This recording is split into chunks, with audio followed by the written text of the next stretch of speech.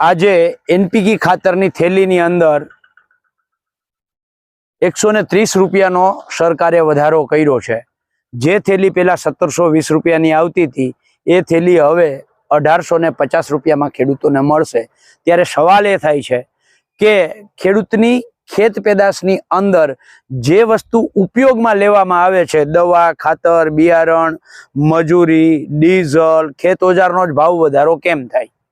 આ એનપીકે ખાતરમાં જ 2014 થી 2025 સુધીમાં 350% વધારો થયો છે। કેન્દ્ર સરકારે 1,50,000 કરોડ રૂપિયાનો વધારાની સબસિડી એટલે કે 2 લાખ કરોડની સબસિડી અત્યારે કંપનીઓને આપે છે।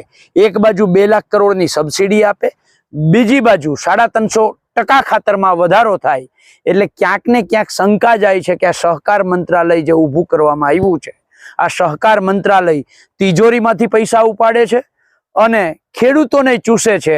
બેય બાજુથી પૈસા ભેગી કરી અને આખા ભારતના કમલમો બનાવવાનું કામ કરે છે।